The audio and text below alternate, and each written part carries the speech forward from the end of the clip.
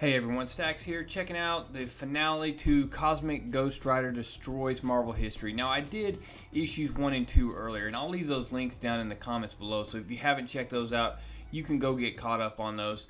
Honestly, I kind of fell off on it because it was a very difficult book to review. It's a fun book, but it's just not as easy to review. It jumps in and out of Marvel history and continuity. There's two stories going on here.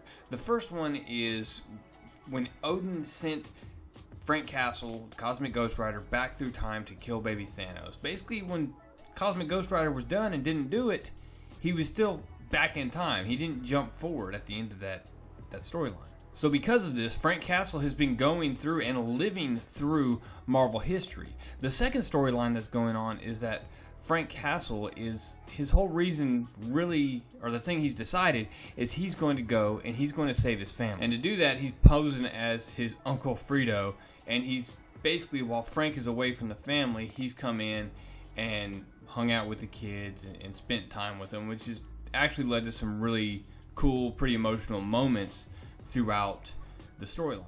Well, this Uncle Fredo thing works out pretty well until Frank comes home. The Frank Castle of his current timeline comes home and informs him that his Uncle Fredo is dead and commences in swinging a baseball bat at him. And this whole time, Frank Castle's sitting there trying to talk him through it. He's trying to explain to him, look, I know what you're going through.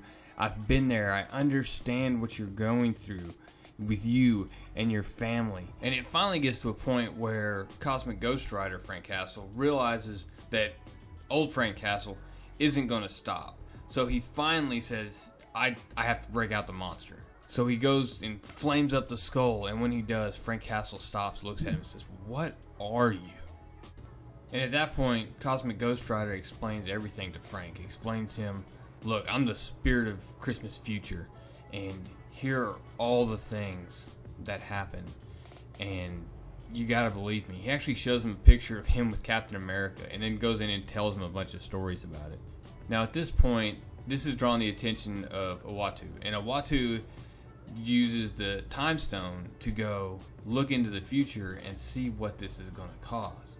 And he states that I can't let this happen. I have to stop the rider at all costs. From there we jump forward to the day that it happens, the day that changed Frank Castle, the day that his family was murdered in Central Park. And it's actually pretty touching. He's sitting there, he's playing catch with the family, it's just a good day, and he's having all these good memories of his family that he's sitting there spending time with, knowing what's about to happen. And in his internal dialogue, he always says, I forget this part of the day. I forget the part before the Costa Mob arrives. Then when the time is right, he gets up, he runs away. He tells them, hey, don't follow me.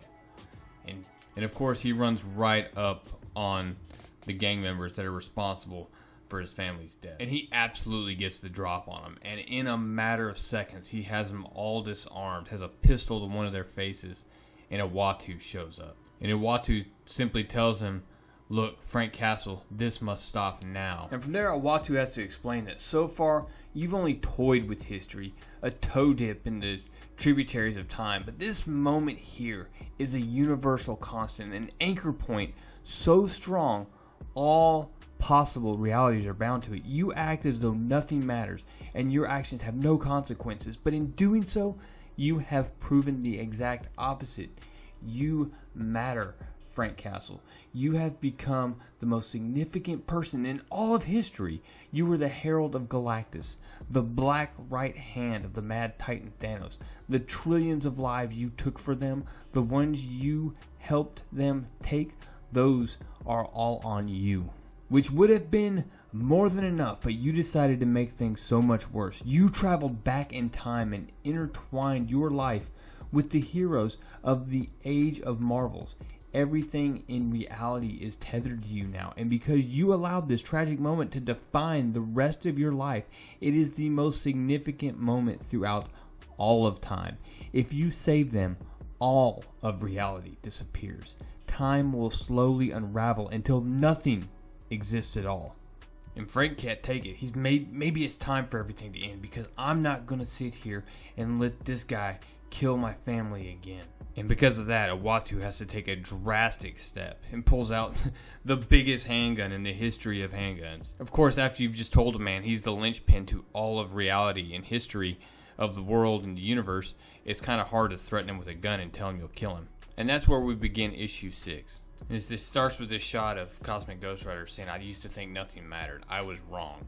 And then it goes into what comic book fans are pretty familiar with, the opening to the New Avenger. And for those that haven't read it, Matt Murdock, Luke Cage, Jessica Jones, they're visiting the raft when Electro attacks, knocks out the power, and basically disables the entire facility, which causes the 100-something inmates and super criminals that are there to be released. Now in the New Avengers, they go and they release the Sentry in order to help. Instead, they go and they release the Cosmic Ghost Rider this time to help quell this big riot.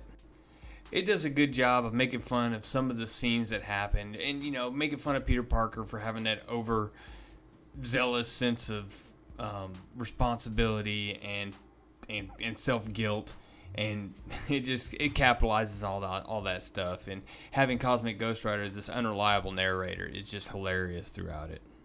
Of course, one of the individuals that was imprisoned on the raft was Carnage, and he gets out and starts ripping through absolutely everybody. That is until Cosmic Ghost Rider busts up in the room asking, okay, who's the dumb redneck that won't shut up? And he just steps out like an absolute boss. Summons the bike, grabs Carnage with the chain of Sidorak, and just drags him into space and rips him to pieces. The next day, the Illuminati meets. They start discussing different things, like how did this happen? And hey, Namor's, of course, doing his thing. They have a New Avengers, and it's creating all kinds of drama. They're going back and forth, and then they get to the point where they're going to discuss the Cosmic Ghost Rider. And when they go to start discussing it, they have no idea what he's talking about. They ask Reed Richards about it. He looks it up on his computer, and he has over 1,200 files on him. So Professor X says, hey, it looks like someone has been tampering with your brain without your permission. So from there, they get the whole team together. They go and try to find Cosmic Ghost Rider. They got everybody there. X-Men, everybody, Fantastic Four. But when everybody shows up, Frank Castle ain't happy to see him. Tony Stark pipes up and says, look, we're the Avengers and we want to talk to you. And Frank Castle tells him, look, I don't care. Cap pipes in, hey man, we're just trying to help. And he's like, look, I don't want it. Basically, it's a long story, and no one's going to believe it anyways, so why don't you guys go kick rocks? And Iron Man explains, look, it says in our files that you fought beside us for years, yet not a single one of us can remember you. They explain how he helped the X-Men, Spider-Man, and some of the darkest moments, how he actually fought with Captain America in World War II. And that's kind of the one that got him, because he's like, man, you guys had to bring Cap. I can't lie to him. So Frank begins to tell the story about how basically he started tampering with time a little bit just because he was bored. And Canadian Spider-Man freaks out, but Frank Castle quickly has to remind him, you wouldn't be alive if it wasn't for me. And it's obvious Frank doesn't want to tell the whole story about what happened, but he finally relents and agrees to tell it. He tells him about he was at Central Park hanging out with his family, waiting for the dirtbags that murdered him. And just like we saw earlier, he got the drop on him. And that's when Uatu showed up, toting the biggest handgun he's ever seen in his life. And he explains to everyone how basically he became a linchpin in time, and how the death of his family was one of those linchpins. And despite that, just as he was about to pull the trigger, and despite that, knowing what it would do to reality, Frank Castle was going to pull the trigger anyways, and Uatu shows up with the Infinity Gauntlet, which I have to point out is on the wrong hand. But regardless, he makes the Cosmic Ghost Rider sit there and witness his family being murdered again. And Uatu tells him there's no other way. The Punisher is born once again. Reality is saved. Frank tells him, I'm going to kill you. Uatu responds, no, Francis. You will not remember this. No one will. But know that I will regret this day and my actions until I die. Back in the cave, Tony Stark makes one final sales pitch and says, look, you have a lot of potential. We could use you. And Cosmic Ghost Rider says, I'll pass. I'm good. I'm like, well, what are you going to do? And Frank just replies, wait. From there, we jump to the moon and right into the original Sin storyline where Nick Fury kills Uatu the Watcher. But right before he does, Frank Castle comes walking up and asks Uatu if he still remembers him. Uatu responds, "Yes, Frank Castle." And Nick Fury's like, "What? Frank Castle? What's going on here?" Well, Nick Fury basically gets told to step out of the way by Uatu. And Uatu and Cosmic Ghost Rider look off in the stars and have a moment. Frank asks Uatu, "You were the one that sent Daredevil to the raft, weren't you?" And Uatu responds, "I'm sorry, Francis. What has happened was my biggest..." And Frank interrupts him and says, "I thought so. It was my own fault. I only did what you had to do." And Uatu says, "Thank you."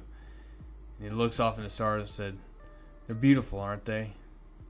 Uatu says yes, and right then Frank Castle just blows his head, just shoots him in the head. From there we jump forward one more time to Sanctuary, the former ship of Thanos, and Cosmic Ghost Rider is sitting there with Beta Ray Bill and Corsair explaining the story, saying, "Yeah, that's how it happened." And Star Fox comes in and says, "Gentlemen, please, if you'll join us, we're about to begin the reading of Thanos' will." And that concludes the Cosmic Ghost Rider Destroys Marvel History storyline. Overall, this book was fun. I mean, it was one you couldn't take too seriously the whole time. Some of the art in this was very bad. I mean, like, really, really bad. But some of the story tie-ins with Cosmic Ghost Rider going through history were actually pretty good. I mean, this is basically a story to clean up the continuity that Cosmic Ghost Rider went back in time. And man, I'm yawning. It's way too late. So I'm going to wrap this video up, guys. Hey, I appreciate you watching. If you haven't yet, make sure you click that subscribe button.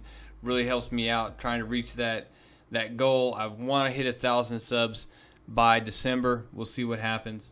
And then for those of you not aware, that 1,000 subs is for YouTubers, it's the minimum to apply for monetization. And for monetization for me, it just means I get to buy more comic books.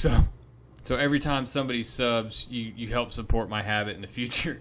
So guys, I sincerely appreciate it. Hope you guys have a great day, great evening, whatever's going on. That's all I got. Real Comic Stacks out.